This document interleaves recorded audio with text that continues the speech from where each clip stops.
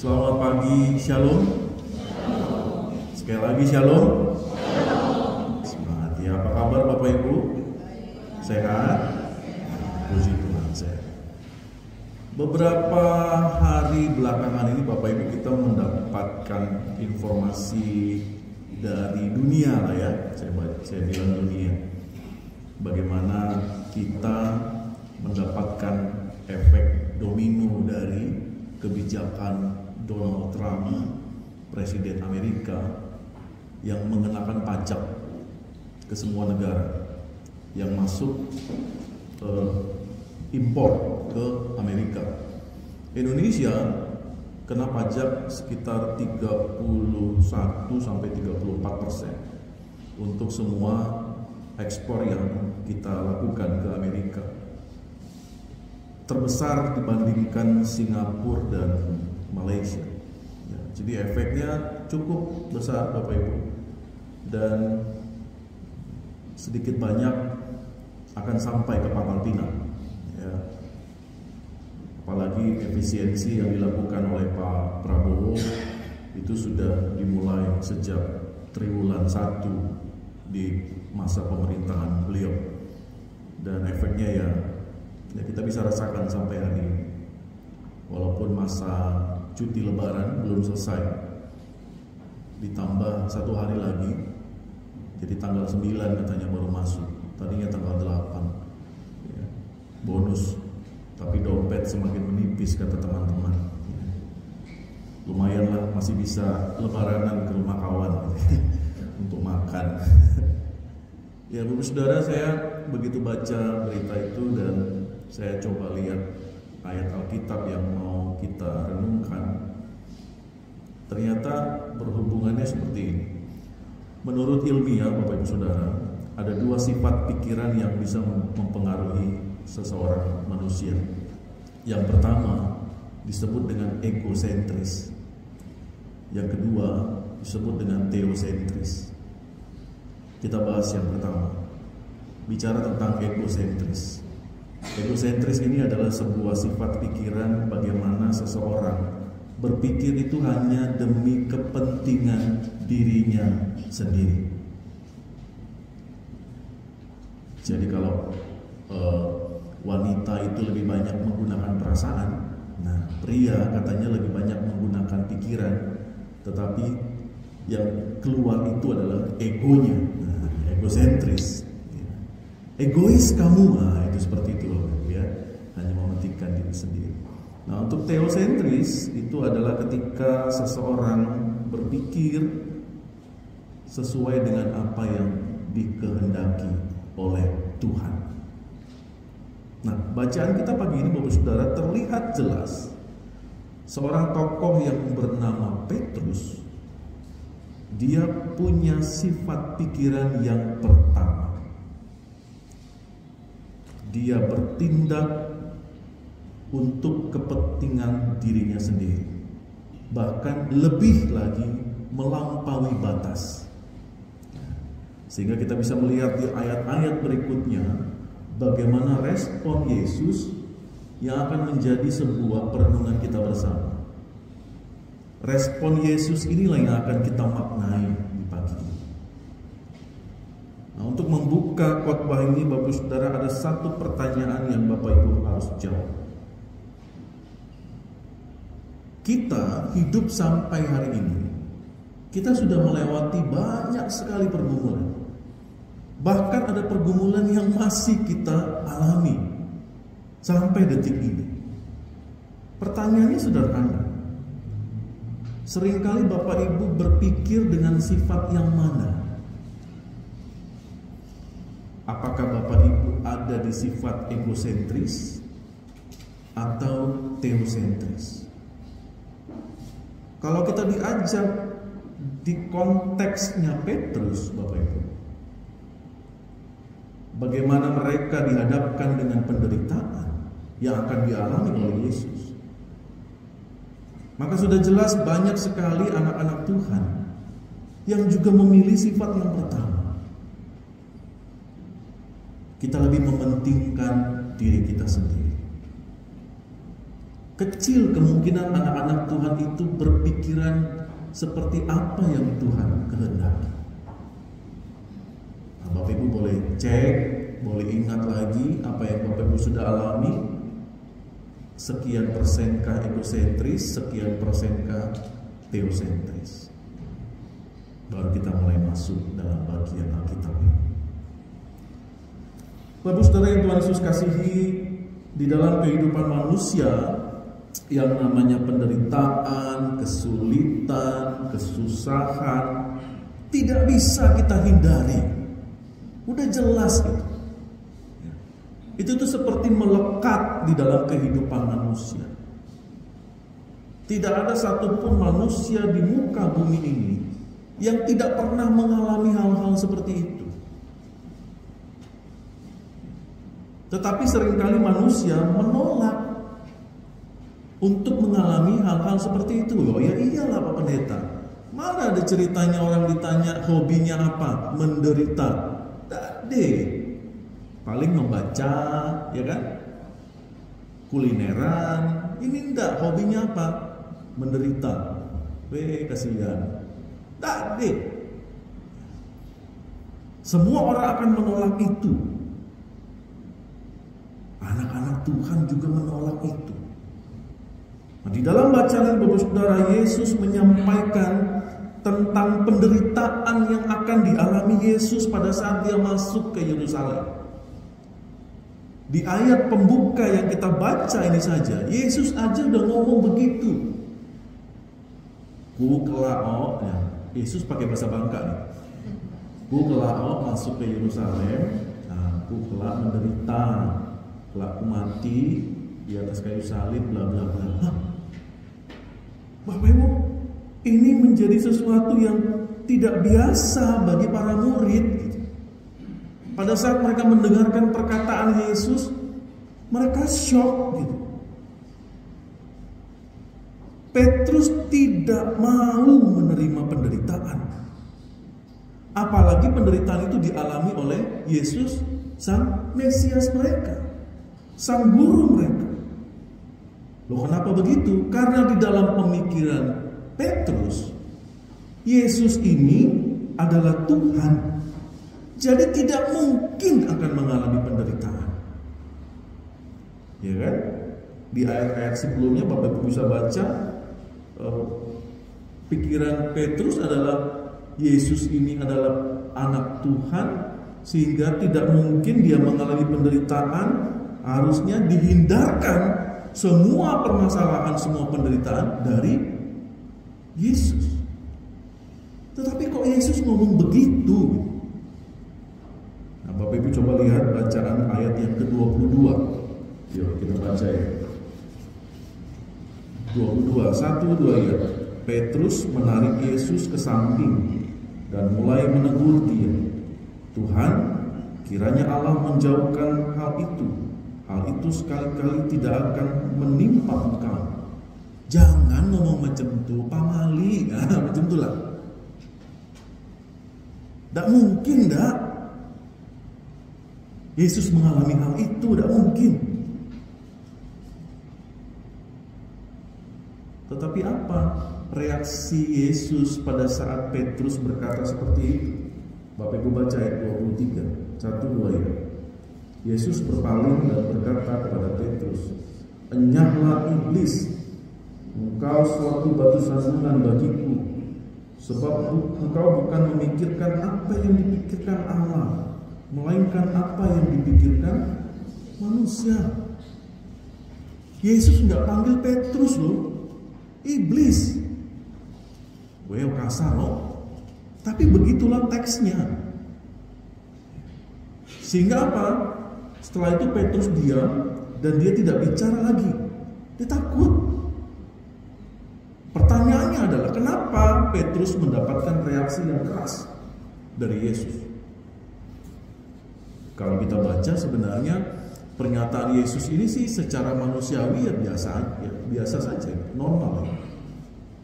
Karena dia berharap sesuatu, lalu mendapat reaksi dari Yesus seperti itu, lalu dia merasa, ya saya wajar meresponnya seperti itu. Tetapi ternyata respon Petrus itu mencerminkan bahwa seringkali manusia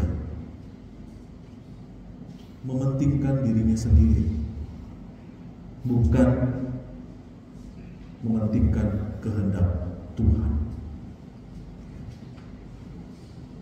Petrus masih dikuasai oleh pikiran-pikiran manusiawinya yang menggerakkan hatinya itu kedagingannya. Seharusnya sebagai murid Tuhan Yesus, yang menggerakkan hatinya itu adalah Tuhan. Nah, inilah inti masalahnya Bapak Saudara, bahwa Petrus mau menentukan apa yang terbaik untuk dirinya. Petrus tidak sedikit pun peduli dengan kehendak Allah bagi Yesus.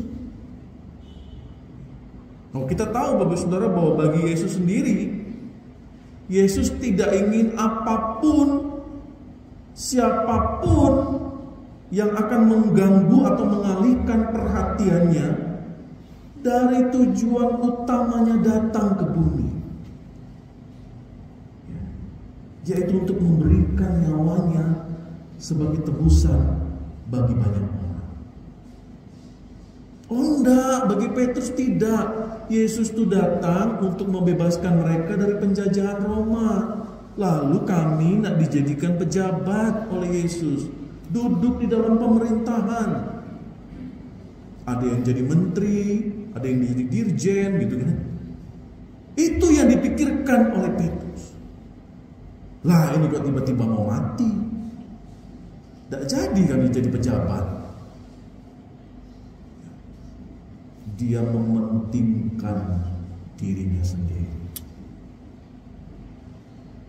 Di ayat ini Bapak Saudara, begitu ayat selanjutnya kita lihat ada istilah Petrus menjadi batu sandungan, atau dari bahasa aslinya itu adalah skafdalon.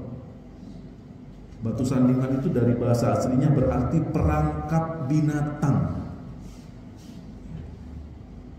Nah, kalau ditafsirkan Bapak Saudara, iblis memakai Petrus untuk memasang jebakan atau perangkap bagi Yesus. Supaya apa? Supaya menarik Yesus menjauh dari salib. Tidak jadi menebus dosa manusia. Tetapi kita bisa melihat di ayat-ayat berikutnya, bersyukur Yesus tidak kalah dengan perangkap itu. Dengan langkah pasti Yesus menjalani via dolorosa, jalan salib itu. Dan dia melaluinya sehingga setiap orang percaya beroleh pembebasan dari kuasa dosa. Tetap jadi, tujuan utamanya itu tetap terlaksana. Nah, kita bisa melihat konsep Mesias yang sengsara, menderita, mati dan bangkit itu sudah jelas tidak sejalan dengan apa yang dipikirkan oleh Petrus. Tidak masuk di dalam pikirannya. Sehingga itulah secara spontan Petrus bereaksi. Petrus masih dikuasai oleh sifat manusiawinya. Seberapa sering kita menjadi Petrus kecil di zaman ini? Kita merasa tahu apa yang terbaik menurut kita,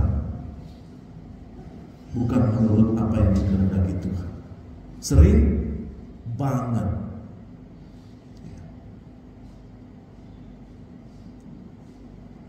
Dan itulah yang kita sebut dengan kedagingan. Orang yang tidak pernah dan tidak akan mengandalkan kekuatan Tuhan lagi, itulah strategi iblis. Bapak Ibu kalau buka AI, artificial intelligence, kayaknya sudah pernah saya sampaikan waktu itu di khotbah sebelum-sebelumnya. Salah satu Bapak Ibu ketik prompt di AI gitu ya. Apa strategi iblis untuk menjatuhkan manusia?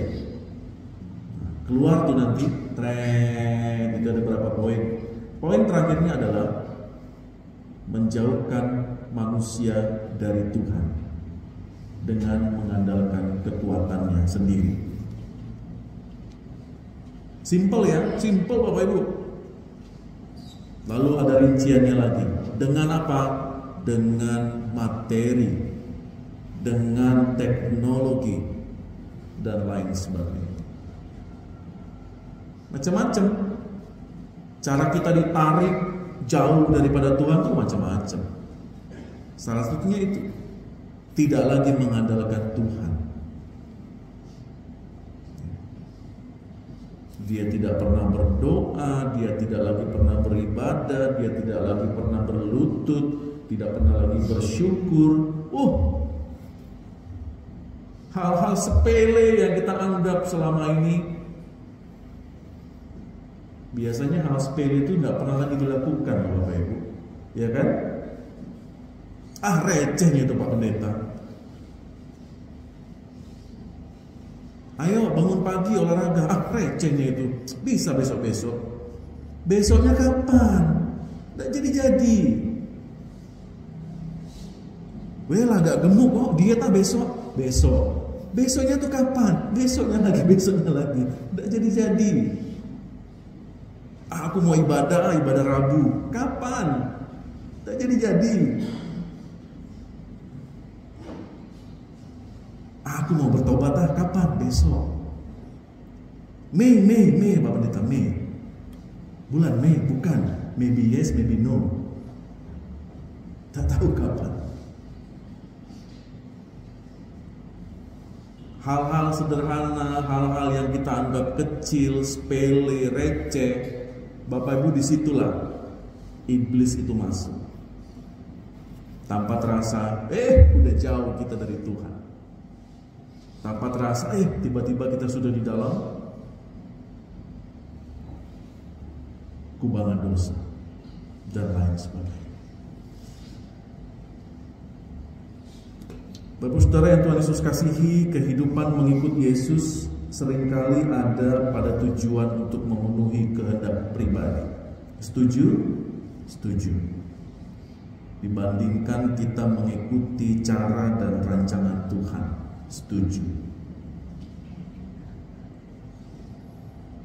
Yesus sendiri di ayat berikutnya, Bapak Saudara, kita bisa melihat dia berikan sebuah pedoman kepada kita, atau yang biasa disebut dengan jalan emas, sesuai dengan tema kita pada pagi hari ini. Jalan emas untuk memperoleh keselamatan. Kita baca ayat 23, Bapak Saudara.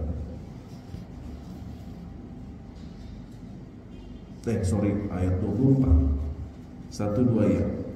Lalu Yesus berkata kepada murid-muridnya, jika seseorang mau menjadi pengikutku, ia harus menyangkal dirinya, memikul salibnya, dan mengikut aku. Udah sering kita dengar ini? Sering. Kita dengar. Sering lakukan? Cuman ini Bapak Pendeta tahu. Alasannya banyak. It's okay. Firman Tuhan itu kan selalu mengingatkan, menegur, ya, memberikan kita pemahaman. Kan seperti itu fungsinya firman Tuhan. Kalau Bapak Ibu belum bisa melakukan, pagi ini kami kembali diingatkan. Dan firman Tuhan pagi ini mau mengatakan kepada kita, yang pertama, menyangkal diri. Apa yang harus kami lakukan, Pendeta? Bapak Saudara, penyangkalan diri itu adalah wujud dari menempatkan kehendak Kristus di atas kepentingan dan tujuan pribadi kita. Bapak Ibu harus sangkal diri itu. Aku tidak akan lagi mengandalkan kekuatanku sendiri. Aku hanya mau mengandalkan Tuhan di dalam kehidupan. Bapak Ibu sakit, andalkan Tuhan. Bapak Ibu sehat, andalkan Tuhan. ekonomi Bapak Ibu baik-baik saja, andalkan Tuhan. Kondisi ekonomi Bapak Ibu tidak baik-baik saja, apalagi itu, andalkan Tuhan. Dan persoalan-persoalan lainnya, sangkal dirimu, andalkan Tuhan. Menempatkan kehendak Kristus di atas kepentingan pribadi. Itu yang pertama. Yang kedua, saudara, memikul salib. Pikul salib itu adalah sebuah konsekuensi iman yang perlu dijalani dengan sungguh-sungguh. Konsekuensinya itu.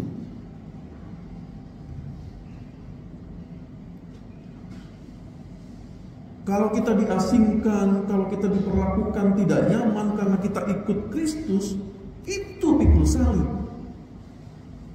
Satu-satunya yang rajin, jujur dalam pekerjaan, lalu kita diasingkan oleh orang lain, itu pikul salib.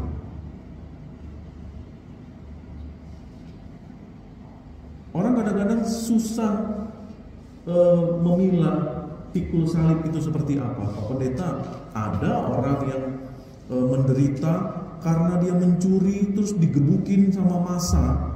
Nah, itu menderita karena pikul salib. Bukan.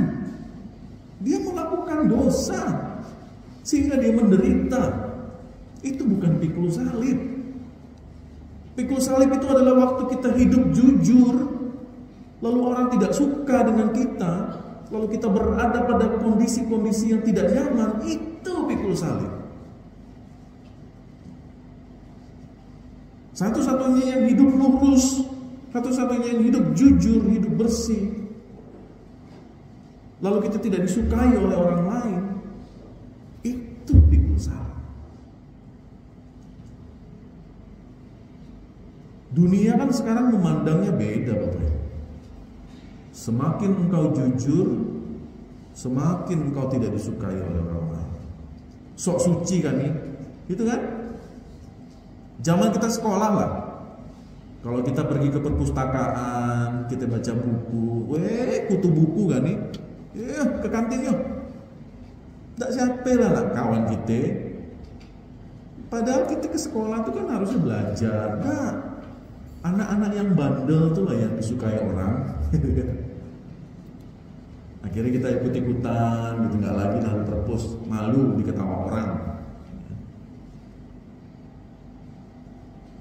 Dan contoh-contoh sederhana yang lain, saudara, itu adalah konsekuensi iman yang harus kita jalani dengan sungguh-sungguh. Terakhir yang ketiga adalah ikut Yesus. Ikut Yesus dengan setia itu adalah tuntutan iman. Kalau yang tadi konsekuensi iman, ya, pikul salib, ikut Yesus itu tuntutan iman. Kalau kita jalani dengan sungguh-sungguh, Bapak Saudara, kita akan diberkati. Hidup kita, pelayanan kita, itu akan diberkati. Yang semuanya itu akan kita persembahkan kembali kepada hormat dan kemuliaan nama Tuhan. Bukan kayak kita lagi. Jangan balik ke kita. Itu namanya jeruk makan jeruk. Tuntutan iman, ikut Yesus dengan setia. Hidup kita diberkati, pelayanan kita diberkati. Lalu kita kembalikan lagi untuk kemuliaan nama Tuhan. Jadi semakin kita dekat kepada Tuhan, semakin kita semakin kecil, Bapak Ibu. Kita itu seperti mengakui bahwa ku ini tidak diapa-apa, ya. Hanya Tuhan yang ku sembahlah, Tuhan yang maha besar. Semakin aku di hadapan Tuhan, semakin aku mengakui bahwa aku tidak ada apa-apanya. Sehingga pada saat kita mengakui kita nggak ada apa-apanya, disitulah kita menyerahkan hidup kita sepenuhnya kepada Tuhan, mengandalkan hidup kita kepada Tuhan. Kalau kita datang dengan gagahnya, dengan besarnya, dengan sombongnya, habis gitu ya. Peristiwa COVID-19 itulah yang terjadi. Orang-orang yang dengan sombongnya berkata tidak perlu Tuhan, habis. Udah banyak contoh-contoh yang lain, saudara. Tapi contoh yang terbesar yang saya mau sampaikan itu, semakin kau kecil di hadapan Tuhan, semakin kau merasakan bahwa hidupmu harus bergantung kepada Tuhan, bukan kepada siapa-siapa. Jadi ikut Yesus dengan setia itu adalah sebuah tuntutan iman. Nah, sebagai penutup Bapak Saudara, dengan kita berjalan mengikut Yesus dengan setia, itulah perwujudan hidup orang percaya.